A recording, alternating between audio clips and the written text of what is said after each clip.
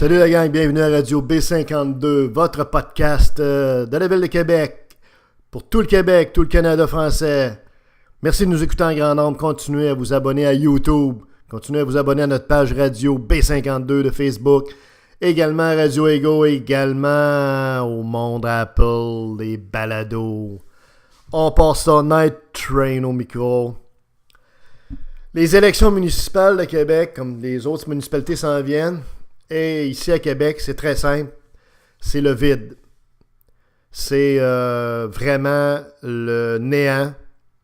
C'est l'absence de choix intéressants, de candidats intéressants pour assumer la mairie de la Ville de Québec. Les gens de Québec sont tout simplement devant un mur, devant un cul-de-sac, devant des alternatives qui n'en sont pas. Tout simplement. Et on va vous expliquer pourquoi. C'est le but du podcast parce que c'est d'une tristesse consommée. Vous savez, là, on le dit souvent à B52, un de nos gros problèmes au niveau politique actuellement depuis plusieurs années, c'est le manque cruel de leaders politiques de qualité, des gens d'envergure avec une stature, avec de l'expérience de travail en affaires notamment, avec une stature intellectuelle, avec des idées, avec un projet, des choses qui sont stimulantes, mobilisantes, pas juste du chiolage, comprenez-vous? On n'a pas de leader comme ça. Puis c'est pas à la Ville de Québec qu'on va en avoir. Alors, on résume ici à Mairie de Québec, les gens de la vieille capitale ont trois choix. Ils ont évidemment le vénérable, l'ineffable, le sibyllin Napoléon Labaume. Ensuite, vous avez un étrange personnage qui se nomme Jean-François, je crois, Gosselin. On va l'appeler Jeff Gosselin. D'un parti qui s'appelle, je pense, Québec 69 ou Québec quelque chose comme ça. Là. Il y a un numéro, en tout cas. Et finalement, vous avez Madame Anne Guérette. Bon. Alors, ça, là, mes amis, là, on va passer ça en revue rapidement, mais on va s'attarder surtout au cas de Monsieur Québec Gosselin. Vous avez d'un côté, donc, évidemment, l'unique Régis Napoléon Labaume. Après 8 années de pouvoir, Reggie il est usé à la corde. Il est rendu beaucoup trop... vous savez, tu sais, l'adage qui dit que le pouvoir corrompt, puis que le pouvoir, à un moment donné, là, ça t'amène à aller trop loin, puis à te penser vraiment le king du monde entier. Tu sais, un peu mégalomane de ses bords, ben c'est le cas de la bombe, comprenez-vous. Il doit apprendre... Là, il est rendu... il était out of control, comprends-tu, out of bound, comprends-tu, on the edge continuellement, puis vraiment, là, il dépasse la ligne régulièrement par des déclarations intempestives sur toutes sortes de choses, et surtout, de plus en plus sur des sujets qui ne le regardent pas. Il est juste maire de Québec quand même, là.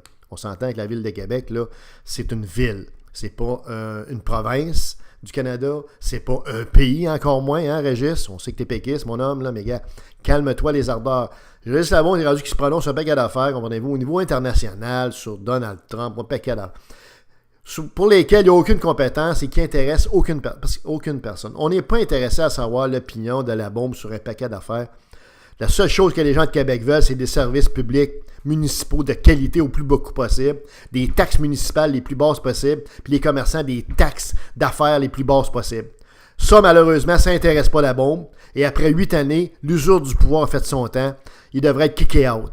Il devrait être kické out, comprenez-vous, parce que les taxes sont élevées, les commerçants étouffent, la dette de la Ville de Québec est rendue au-delà d'1 milliard, comprenez-vous, elle va en augmentant, malgré toutes les culbutes qu'ils essayent de faire depuis quelques mois.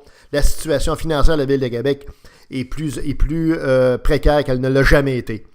Donc, évidemment, les Nordiques de Québec, parce qu'il s'est fait délire là-dessus quelques années, les Nordiques de Québec, c'est un rêve, c'est un mythe, ça ne sera jamais réalisé. Il n'a pas atteint son objectif. À ce niveau-là non plus, il y avait beaucoup de monde qui avait voté pour lui. Fait qu'au total, finalement, la bombe, c'est un échec, point, that's it. Cependant, le problème, c'est qu'il n'y a pas d'alternative. OK, on va vous parler des deux autres pingouins, là. Vous avez un étrange bonhomme qui s'appelle Jeff Gosselin, OK? Écoutez, on va le dire en tout respect, là, mais le garçon, là, on l'a écouté une couple de fois, puis là, on n'est plus capable. Parce que je vous dirais, premièrement, et on a consulté des gens ici, là, qui sont quand même... Vous savez, ici, nous autres, on est en techno, hein, on est des gens de technologie. Fait qu'on n'est pas des grands littéraires, comprenez-vous, on ne fait pas de la prose, on n'est pas dans la langue française pointue à la Radio-Canada, là. Mais quand même, on se rend à Z dans l'alphabet. Gosselin, lui, il se rend On a fait ici un tour de table. On pense qu'il se rend à H. Peut-être même juste à G. Les paris sont ouverts. C'est une caricature, bien sûr, en cabotin, c'est dit sans méchanceté, mais le garçon a de la misère à, je dirais, verbaliser clairement ses idées et on sent qu'il y a des temps morts même des fois. Vous savez, des temps morts, là, tu sais, peut-être le vieux solfège, il y avait les silences, les demi-silences, les bécards. Vous savez, ces affaires-là, je me rappelle vaguement de ça. Vous savez, c'était tellement ennuyé, mais je me rappelle de ça. Tu sais, alors là, il y a des bécards, il y a des demi-silences, puis il y a des silences qui sont très difficiles. Vous savez, là. Alors, écoutez, ce monsieur-là est tout simplement un opportuniste. On ne peut pas lui reprocher ça parce que tous les politiciens, quelque part, sont d'abord et avant tout une gang d'opportunistes. Donc, lui, c'est un opportuniste, mais au moins, c'est pas caché, c'est évident. Parce que, regardez, c'est facile à voir, là. Il a été dans l'EDQ. OK? Il s'est présenté dans l'EDQ. Puis là, après ça, dans l'EDQ, ça n'allait pas à son goût. Regardez-vous, il a été battu. Puis finalement, il a été benché. Fait que là, il a switché de parti. Il dit, on va essayer notre parti libéral. C'est un gros parti, plein d'argent, regardez-vous. Du power, une grosse organisation. J'ai des chances d'être élu. C'est qu'il s'est présenté contre Éric Kerr dans la pelleterie. Évidemment, il a été battu à plate couture. Mais il était libéral, là. Puis, évidemment, il prônait un discours libéral. Fait qu'il est passé d'un discours quand même de centre-droit à DQ. Oups! Il est rendu d'un discours très à gauche, qui est celui du Parti libéral du Québec. Parce que vous et moi, on sait très bien que le Parti libéral du Québec, ce n'est pas un parti de centre. C'est un parti de gauche. C'est un parti interventionniste, au même titre que les péquistes. Un peu moins que Québec solidaire, mais tout ce beau monde-là du Parti libéral, c'est toute une bande de bizarres à gauche qui veulent juste le pouvoir pour le pouvoir. Fait que ce monsieur Gosselin-là, il est viré libéral, comprenez-vous? Et ça n'a pas marché. Ça fait que là, qu'est-ce qu'il a fait? Et ça, c'est, je dirais, une information qui est très importante que vous devriez noter, tout le monde, les boys and girls. C'est que M. Gosselin est rentré dans le cabinet d'un ministre très important dans le gouvernement Couillard à partir de 2014. Pour combien d'années, je ne sais pas, peut-être 2-3 ans. J'en sais trop rien, mais il a été dans le cabinet, tenez-vous bien, là, du ministre Martin Coiteux. OK? Gosselin en question, c'est un gars de Québec, soi-disant. C'est un gars très attaché à Québec, qui vit à Québec, une petite entreprise à Québec, puis bravo. Mais c'est un gars de Québec. Or, il a travaillé dans le cabinet du ministre Martin Coiteux qui a détruit l'économie, une partie en tout cas de l'économie, c'est-à-dire de la ville de Québec, c'est-à-dire l'industrie des technologies d'information. Tout le marché des technologies de l'information, de l'informatique, a craché grâce aux interventions incompétentes, méchantes, néfastes, nuisibles, complètement insensées des politiques de Martin Coiteux lorsqu'il était ministre de l'Informatique, ministre du CSPQ, ministre de ce que vous voulez, en tout cas, ministre des Technologies d'information. Donc, vous avez un gars qui s'appelle Gosselin, un gars de Québec, un gars qui veut être maire de la ville de Québec, qui a collaboré à la destruction de l'économie du pan de mur des technologies de l'information économique de la ville de Québec, de la région de Québec. On a fait un podcast récent là-dessus. Vous l'écouterez. C'est pas comprenez-vous, là, on n'est pas comme des papillons qui gazouillent dans le néant, vous savez, dans la théorie puis dans l'abstrait, là. On parle de choses concrètes, on parle d'une business très importante de quelques milliards qui a été carrément assurée, coupée en deux, scrappée, ratatinée, détruite par le Parti libéral du Québec, par Martin Coiteux et par son cabinet dont faisait partie Jeff Gosselin. Fait que ce gars-là se présente, le culot de se présenter à la mairie de Québec, après avoir contribué à en détruire un pan de mur important, qui est les technologies, qui devrait normalement être un fer de lance d'une économie qui se veut une économie du 21e siècle. Une économie qui se veut moderne, qui se veut ouverte vers le monde, qui se veut high-tech. Non. Non, il a collaboré à scraper ça. Donc ça vous prouve, ça vous montre à qui vous avez affaire, là. Comprenez-vous? C'est très important, là. Passez le message, là. Ce gars-là fait n'importe quoi pour prendre le pouvoir. Il est prêt à aller n'importe où, à gauche, à droite. Comprenez-vous? C'est une... comment est-ce qu'on dirait? Non, c'est un épouvantail, comprends-tu, qui va avec le vent. Le vent va à gauche, le vent va à droite, va par en haut, par en bas. On pourrait y mettre un nez rouge sur le nez, je pense bien, puis ça ferait l'affaire aussi, tu sais. Peut-être que ça révélera plus son vrai visage. Écoutez, C'est absolument aberrant, là. On a un terminator de l'économie des technologies de l'information de la ville de Québec, de la grande région de Québec, OK, qui a collaboré étroitement avec Martin Coiteux à scraper cette économie-là, qui ose se présenter ensuite à la mairie de Québec et prétendre qu'il va aider à relever l'économie de la ville. Pensez-y, là. D'un côté, vous assommez un gars d'un encadre sur le nez, comprends-tu, il se couche à terre, puis après ça, tu lui donnes la main, comprends-tu, regarde, viens-t'en, puis tu veux lui donner des becs, tu vas lui dire, regarde, je vais te ressusciter, je vais te remettre sur pied. C'est toi qui l'as couché. Non, vous comprenez, là? À un moment donné, on ne peut pas tout faire, là. On peut pas tout faire. On ne peut pas faire une chose et son contraire. Fait que Gosselin, normalement, et c'est ça qui est merveilleux, là, on vient d'annoncer qu'il était même qu'il y avait un peu plus de votes en termes de pourcentage qu'Anne Guérette. C'est qu'on voit que les gens ne sont pas informés. Ben, là, j'espère qu'on va passer le message. Vous savez à qui vous avez affaire, là. Il y aura beau avoir une barbe, comprenez-vous, puis des beaux cheveux, puis je sais pas trop quel âge qu'il peut avoir, on va dire 45 ans, puis c'est ci, puis c'est ça. Ça n'a aucune importance, là, tout ça. Ce gars-là n'a aucune crédibilité. OK? Aucune crédibilité, là. On s'entend là-dessus. Et en plus, tout ce qu'il dit, c'est ce que les radios, je dirais, principalement écoutées, Radio Terrestre de Québec disent.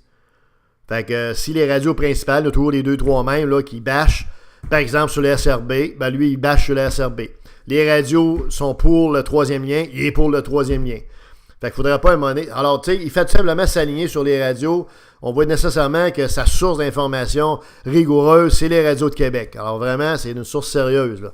C'est d'un grand niveau intellectuel, d'une grande richesse idéologique. Alors ça, c'est votre bonhomme, Québec, 69-21, Jeff Gosselin, comprenez-vous, qui serait âgé dans l'alphabet, qui a scrappé l'économie avec Coiteux. Fait qu'on comprendra que c'est pas une option. Et vous avez Anne Guérette. Anne Guérette, bien évidemment, Mme Guérette, elle, ben c'est, vous savez, ben dans le fond, c'est un petit peu une émule là, d'un maire qu'on a eu ici qui s'appelait M. Jean-Paul Lallier. On dit en tout respect sa mémoire. Donc, c'est une madame qui aime installer des fleurs, qui n'aime pas les édifices plus hauts que 3 étages. C'est une madame qui vit dans une autre époque, qui est déconnectée de la réalité, qui est très, très hautaine, très, très narcissique, très, très imbue d'elle-même. C'est pas quelqu'un donc qui est très populiste, mais pas du tout, c'est plutôt l'opposé, donc très loin du peuple. Bref, c'est vraiment pas quelqu'un à mettre à la mairie de quoi que ce soit. Cette dame-là, d'ailleurs, devrait ouvrir un commerce probablement pour vendre du patchouli, des fleurs ou des fleurs séchées ou des papillons dans des, je sais pas moi, dans des cubes en verre ou je sais pas trop moi. Écoutez, Anne Guérette, il n'y a rien à dire d'autre que le parti, dans le fond, qu'elle dirige, entre guillemets, ou plutôt qu'elle massacre, entre guillemets, est un parti qui est dans un état pitoyable depuis qu'elle a pris les rênes de ce parti-là. Ça en dit beaucoup sur les qualités de leader. Si vous n'êtes même pas capable de relever votre parti, puis de le mettre par en avant, puis de le faire grimper, puis que vous le scrapez, imaginez-vous à la tête d'une ville. Donc, c'est quelqu'un qui est resté au 20e siècle, peut-être même au 19e siècle. Alors, peut-être même à la Renaissance, peut-être même au Moyen Âge. Donc, Anne Guérette n'est évidemment pas une option. Fait que vous avez d'un côté cette madame-là qui est un peu bizarre, qui est d'un autre âge, puis qui est en même temps très, très, vous savez, le petit doigt en l'air, cocktail, vendu, les gros jewels un peu partout, très à l'aise. C'est vraiment une bourgeoise, là, très, très affirmée, très bien dans sa peau. Ensuite, vous avez évidemment la girouette, là, la girouette 21 Gosselin, comprenez-vous, qui est complètement perdu dans tout ça, puis qui souffre de beaucoup de choses, notamment d'un alphabétisme, là, je dirais, relatif. Puis vous avez évidemment Napoléon Labaume. Fait que ça, c'est le portrait d'ensemble. Donc, ça va faire en sorte que Labaume va rentrer pour un autre 4 ans, même s'il est usé à corde, puis qu'il n'y a plus rien d'autre à faire, qu'il n'y a plus rien d'autre à dire, puis que vraiment, là, il dépasse les bornes, puis qu'il traverse la ligne régulièrement. Alors voilà. C'est dommage, les gens de Québec méritent beaucoup mieux. Des commerçants qui souffrent, il y a des propriétaires de résidences qui souffrent économiquement des politiques de Labaume, des décisions de Labaume. Mais que voulez-vous? Ça va être encore 4 années de souffrance avant d'espérer avoir quelqu'un de qualité qui s'élève dans les prochaines 4 années pour éventuellement remplacer l'orgueil de Dolbeau-Sud. C'était Radio B52. Night Train au micro.